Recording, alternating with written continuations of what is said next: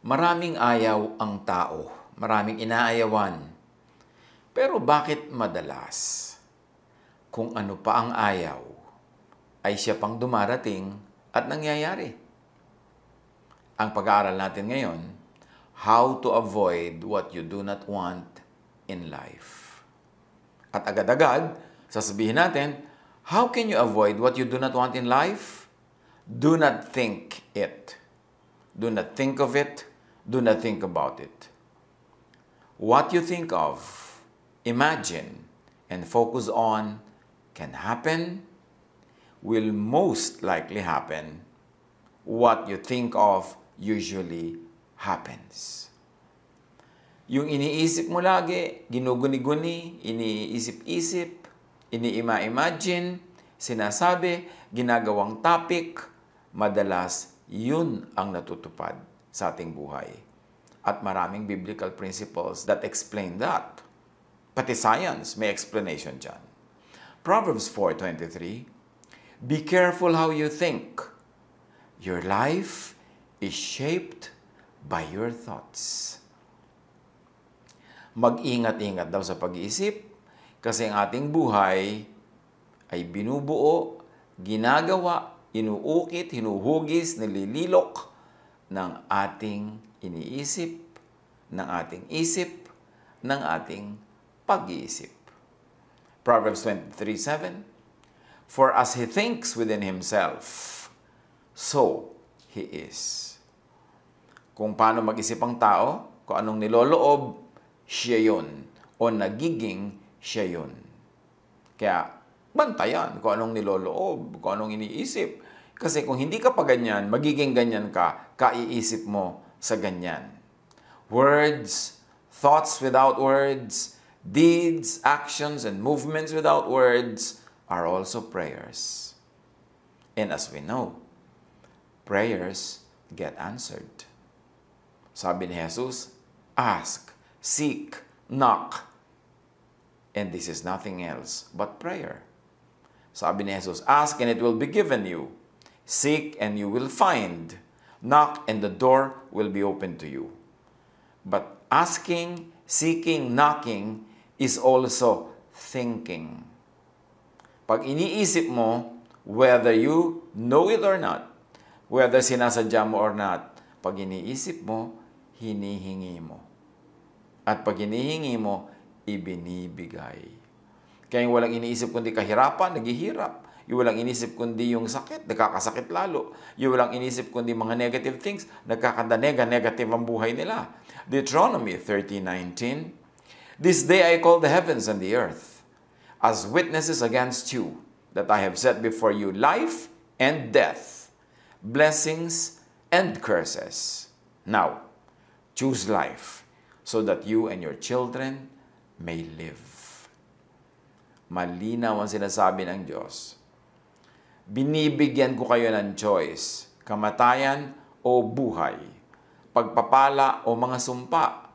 Pumili kayo, pero nawa ang piliin nyo ay buhay para sa inyong mga sarili at para sa inyong mga anak. Ang tanong, how to choose? How do we enjoy? How do we choose? How do we make choices? Choose by and with words. Thoughts without words. Deeds, actions, and movements without words. In other words, choose by prayer. Kasi lahat yan, yung salita, iniisip, ginagawa, kilos, lahat yan prayer. Akala ng iba yung prayer, yun lamang nag-e-end with this, I pray in Jesus' name, o amen, o ganun. Yung formal prayer. Lahat ng ginagawa natin, iniisip natin, tumatawid sa ating isip, prayer yan. At sinabi nga nung genie, your wish is my command. So ang wish mo kalungkutan? O sige, papalungkutin kita. Pero sasabihin naman na iba, bakit ko naman i-wish ang kalungkutan? Siyempre hindi. Pero laging kalungkutan ang iniisip mo. Laging kalungkutan ang ini-imagine mo. Laging nagmumukmuk ka sa kalungkutan. Ang pinapakinggan mo malungkot, ang pinapanood mo malungkot. Prayer mo yun. Lulungkot ka. Because the heavens answer prayer. Maging watchful lang tayo na marami tayong prayer na ginagawa. Akala natin hindi tayo prayerful. May nagsasabi, alam nyo, hindi ako prayerful. Talaga? Pero lagi kang chismis. Lagi mo pinag-uusapan ng nawa ay lumungkot ang kapwa mo, nawa ay mabisto yung mga may mga mali, nawa ay magumulo ang buhay nila. Pero tatalbog sa kanila yun at didikit sa'yo. So ang iniisip mo, yun ang mangyayari sa buhay mo. So actually, nagpe-pray ka. Akala mo lang hindi. Yung iba naman, pray ng salita, akala nila nagpe-pray na sila, pero hindi pa rin pala. Kasi nagpe-pray lang sila ng salita na yon while they are praying, but before and after their formal prayer time, yung lahat ng tumatawid sa kanilang isip, ini-imagine nila, pinag-uusapan nila, yun din ang prayer nila. So alin ang mas marami doon? Yung formal prayer or yung actual, real prayer without words and with some words with action? Sa quantum physics, may tinatawag na observation. And this means measuring, expecting, and predicting will collapse matter into a definite state. The observer's intention freezes something into a definite state and selects a particular outcome from all possibilities. Still, sa quantum physics, makakita tayo ng principles that are parallel with prayer. Halimbawa, yung tinatawag na quantum tunneling. A phenomenon when a particle, by repeatedly trying, is able to penetrate a barrier that it should not be able to go through. So ito yung tinatawag na sa prayer life natin na earnest prayer, pray without ceasing, yung talagang napaka-taimtim na dasal, may kasama pa mga fasting, at may mga kasama pang nagpe-pray with you. Yan ang equivalent sa quantum physics ng quantum tunneling. Na sa kauulit, yung imposible at mahirap gawin, nagagawa. At may tinatawag pa sa quantum physics na observer's effect. The observer's intention to select an outcome depends on the intensity and quality of the observation and or the quantity of observers expecting the same outcome. So sa prayer, pagka sobrang taimtim ang pagdarasal, yung kataimtiman nun ay nagiging isang kapangyarihan para matupad yung hinihingi. Sabi nga ni Jesus, your faith has healed you. If you have faith, as small as a mustard seed, order this mountain to lift itself up into the sea, and it will. Paano kung malaki pa yung faith kaysa sa mustard seed? Tapos yung pagka marami nagpe-pray, nagsasama-samang nagpe-pray, nagkakaroon din yan ng power. Basta may unity, yung walang kokontra. At basta taimtim, pag mas marami nagpe-pray, mas nagkakaroon ng kapangyarihan yung prayer na yon. At sa quantum physics, equivalent yung observer's effect. At sa quantum physics, may tinatawag pa ring superposition. Nothing exists until it is observed. All possibilities and states are happening at the same time until it is observed. So yun yung sinasabing, all things are possible for those who believe. Lahat ay posible, lahat ay pwede pang maganap. Yung may sakit ay pwedeng gumaling. Yung mga hindi pumapasa ay pwedeng pumasa. Yung hindi makalakad sa tubig ay nakakalakad. Yung mga kulang na pagkain ay napaparami, nabubusog yung mga gutom, kasi lahat ay posible. At yan yung tinatawag na superposition. Wala pang final. Wala pang final. Kahit sa Ecclesiastes, sinasabi, no one can tell the future. Sinasabi ni Jesus, no one knows the time, not even the Son, not even the angels. Kasi lahat, anything, everything can happen. And superposition in quantum physics details that. It's very, very parallel with the concept of prayer. At sa neuroscience naman, imagination and action are integrated and engage the same pathways in the brain. Practicing one influences the other. What you always think of will change the brain's function, circuitry, and physical makeup, which then affects the body and its functions. Well, if that's a mouthful, may quantum physics pa daw tayo, meron pa daw tayo neuroscience, pero ipinapakita lang natin how science could be God's prophet. That science explains the very wonderful things that the Bible has been saying all along. Na ang prayer works, mataimtim na panalangin can change things. One person, sa pamamagitan ng talagang taimtim na pananalangin, ay pwedeng makapagpabago ng mga pangyayari at mga bagay, at lalong-lalo naman kung marami pa siyang kasamang nagpe-pray. Now, how to avoid what you do not want in life. As we have said, do not think it. And now we say, do not plant it. What you plant is what you harvest. Ayaw mong umani ng talong, huwag kang magtanim ng talong. Ayaw mong umani ng kaaway, huwag kang magtanim ng away. Ayaw mong umani ng gutom, huwag kang magtanim ng nakakagutom. Ayaw mong umani ng gulo, huwag kang magtanim ng gulo. Pag iniisip mo, prayer yon, mangyayari. So kung gusto mong iwasan isang bagay, huwag mong isipin yun. At huwag mo ring itanim ang ayaw mong anihin. Proverbs 22:8, whoever sows injustice reaps calamity. Galatians 6:7, do not be deceived. God cannot be mocked. A man reaps what he sows. Kung anong tanim, aanihin. So ayaw mo pala na mag-away kayo ng mga pinsan mo, huwag ka magtanim sa utak mo na mga away ka o makikipag-away ka. Ayaw mo pala na maghirap, huwag ka magtanim sa utak mo ng mga pagpapalusot, pandadaya, panggugulo, dahil hirap ang pupuntahan yan. Proverbs 1:31, they will eat the fruit of their ways and be filled with the fruit of their schemes. Gusto mo ng tahimik na buhay, huwag ka magsimula ng chismis. Gusto mo ng tahimik na buhay, huwag kang maintriga. Kasi kung ang tanim mo ay chismis, tanim mo ay intriga, yung gulo na yon ang aanihin mo sa iyong buhay. Ayaw mong umani na magkahiwalay kayong mag-asawa, huwag kang magtanim ng adultery. Huwag kang magtanim ng pride. Huwag kang magtanim ng competition with your own spouse. Huwag kang magtanim ng pagsisinungaling. Huwag kang magtanim ng manloloko. Kasi ang tanim, aanihin. Hosea 8:7, they sow the wind and reap the whirlwind.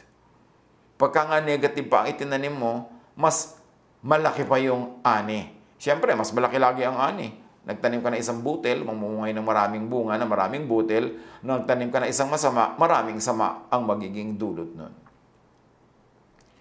Kasi merong such a thing in the universe as cause and effect. Internal thought, external action, start an automatic chain of events that lead to preset conclusions. Umaandar ang universe in perfect harmony, in perfect balance, at sinusunod ng universe ang laws of nature na Diyos mismo ang nagbigay. Merong hindi pwedeng baguhin na laws of nature. At isa dyan, pag may sinimulan kang isang bagay, hindi titigil yan hanggang hindi lumalabas yung bunga. It will go full circle. What goes around comes around. So, pag may inihagis ka na boomerang, babalik sa iyo ang boomerang. Pag dumura ka sa langit, matatalsikan ng laway mo ang iyong sariling mukha. Merong effect ang bawat cause. May bunga ang bawat tanim. Sa quantum physics, may tinatawag na wave function collapse. The outcome of an event can be manipulated by extracting data pertaining to that event. What you predict, expect, measure, will increase the probability of it happening. For something to happen or to exist is dependent on the observer and what is being measured, expected, and predicted. Kaya laging sinasabi mo, ay mamalasin tayo, ay malamang talagang malasin ka, ay masisiraan tayo ng sasakyan, malamang talagang mangyari yan, ay hindi tayo magtatagumpay, ay mabibigo tayo, ay mag-aaway-away tayo. Ganun nga mangyayari. Kasi yun ang iyong minemeasure, ine-expect at pine-predict. Quantum physics explains that.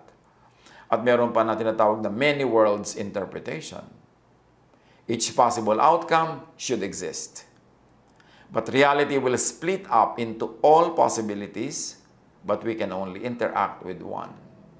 Each splitting will have its own timeline and chain of events. So maraming possibilities pero isa lang ang magaganap o lahat nagaganap pero isa lang ang pwede mong ma-engage. Isa lang ang pwede mong mailagay sa iyong kamay, mailagay sa iyong buhay at sa iyong mundo. How do you avoid what you do not want in life? Do not wish it for others.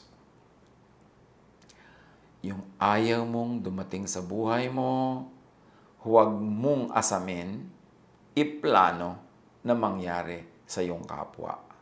Kasi mangyayari yun sa iyo. may reverse din yan. What you like for yourself, wish for others. Kung anong gusto mo mangyari sa buhay mo, yun din ang hilingin mo mangyari sa kapwa. Kasi yung gusto mong mangyari sa iyong kapwa, mangyayari sa iyo. At yung gusto mong mangyari sa iyo, pwede rin yung mangyari sa kapwa mo. Pero yung ayaw mo mangyari sa iyo, huwag mong i-wish na mangyari sa iba. 2 Corinthians 20:14, at the present time, your plenty will supply what they need, so that in turn, their plenty will supply what you need. When this is applied to what we're talking about, simple lang ang sinasabi. Kung ang kariwasaan mo ngayon ay makakatulong sa karukhaan ng iba, darating din ang panahon na ang kariwasaan nila ang tutulong sa iyong karukhaan. Kung paano ka tumutulong sa iba ngayon, ganun din sila tutulong sa iyo sa ibang araw.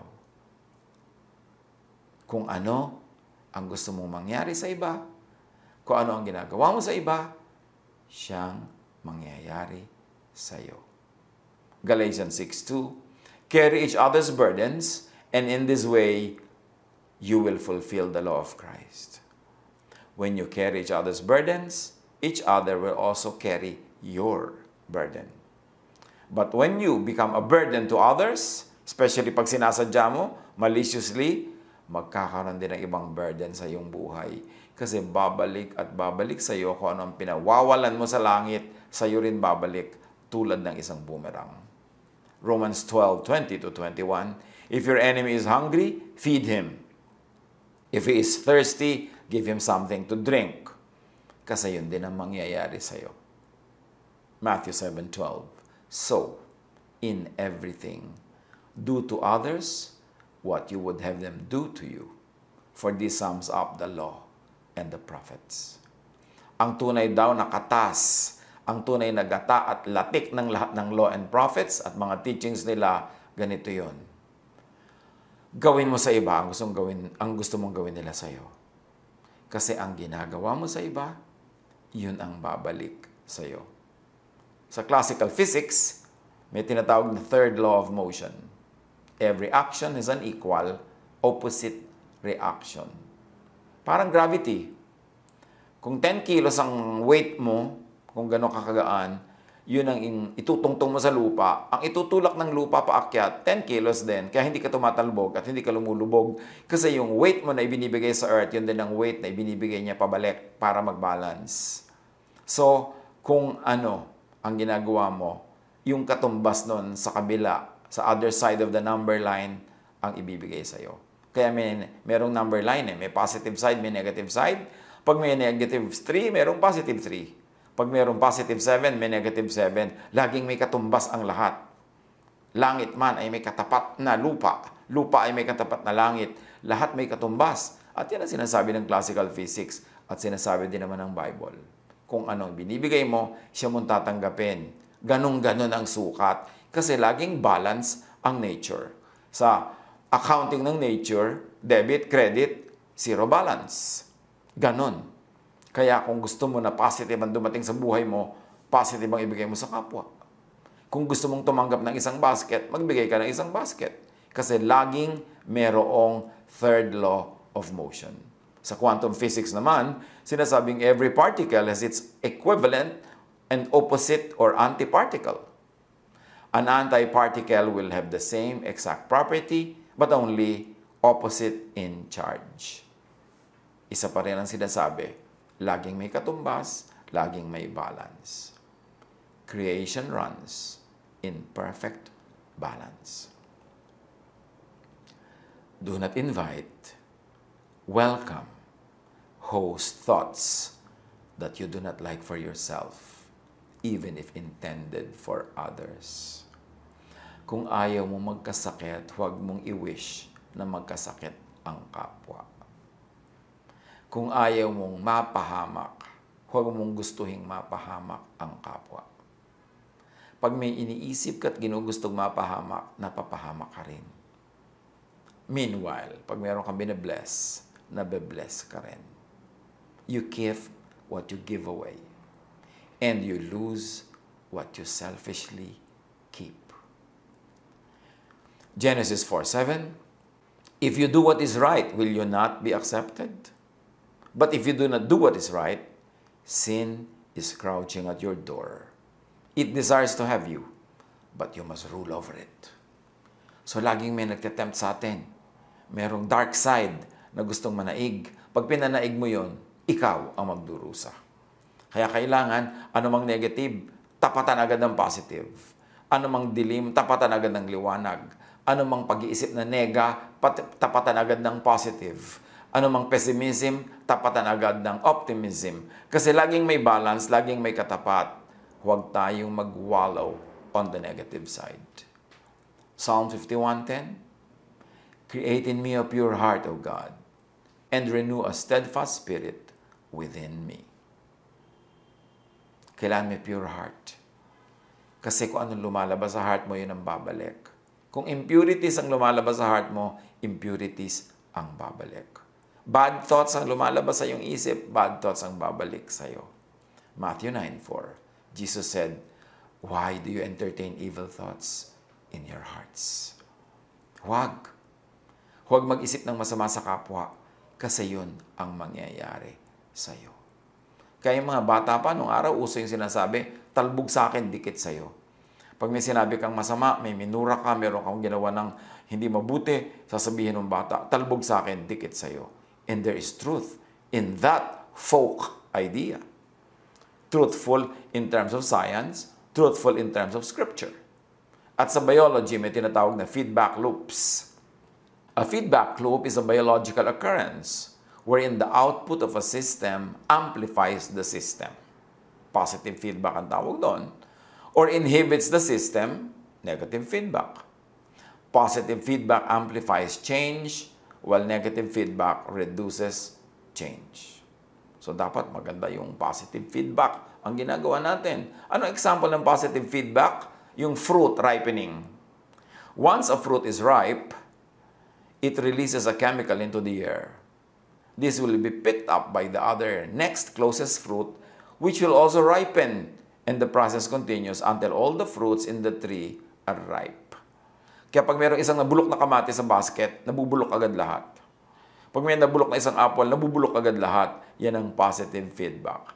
So, gawin mong positive, hindi negative. Ano ang negative feedback? If the numbers of prey, yung mga hinuhulit, kinakain ng mga hayop, if the numbers of prey decrease, then some predators will starve and their numbers will decrease. Hindi tayo nabubuhay para sa sarili lamang. Nagre-react at interact tayo with one another para tayo mga bola sa billiard table na nagbabangga-banggaan. Ang bangga mo ay nakaka-apekto sa direksyon ng buhay ng iba at ang bangga nila ay nakaka-apekto sa iyo. So, apektuhan mo ang iba in a positive way. Mag-isip ka para sa kanila ng positive para puro positive din ang bumalik sa iyo. Matthew 7:12, So whatever you wish that others would do to you, do also to them. For this is the law and the prophets. Ang unchangeable law in nature and written in Scripture is this: what you give to others is what you will get. How you think about them is how the universe will think about you. So, paano mo iiwasan ang mga bagay na ayaw mo? Huwag mo yun i-wish para sa iba, huwag mong ibigay sa iba. Luke 6:27. But to you who are listening, I say, love your enemies and do good to those who hate you. Bakit? When you do good to those who hate you, good will come to you, either from them or from others, or from the universe. But when you do good, good will return to you. When you do bad, you know the rest. The bad will return to you. So you are the author of your destiny. Ikaw ang gumagawa ng swerte o malas mo sa buhay. Ikaw ang gumagawa ng nega o posse. Kasi yung iniisip mo, yun ang prayer mo, yun ang natutupad at bumabalik sa iyo. Kaya sabi sa Luke 6:38, Give, and it will be given to you.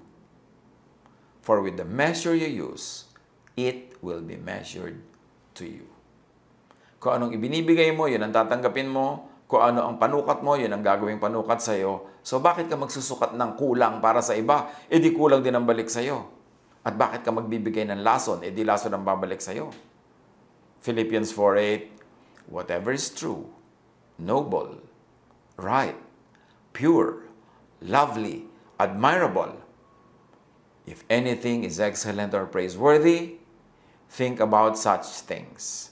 In other words, pray about such things and you attract them into your life. You don't want it in your life? Okay. Do not think it. Do not say it. Do not do it. Do not plant it. And do not wish it for others.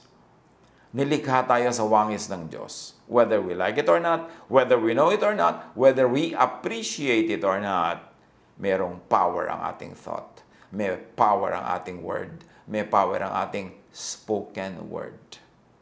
At yung power na yon, kung paano natin ibinibigay sa iba, kung paano natin pinapawalan, ganun-ganon bumabalik sa ating buhay. So sabi, pag-ingatan mo ang iyong thoughts because your thoughts become you. Negative ang thoughts mo, negative ka. Negative ang iniisip mo para sa kapwa, negative ang babalik sa iyo. Kasi kung anong iniisip mo, yun ang magiging buhay mo. Kasi ang iniisip mo ay prayer at ang prayer ay sinasagot.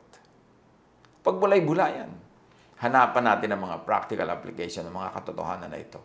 Maging maingat tayo sa pag-iisip. Maging maingat tayo sa pagsasalita, sa kilos, kasi ang lahat ng yun ay prayer. Mangyayari. At kung negative, negative ang mangyayari sa atin. Yung gusto mong iwasan, iiwas mo rin ang iyong kapwa sa kanila. Yung ayaw mong dumating sa'yo, huwag mong ipadala sa iba.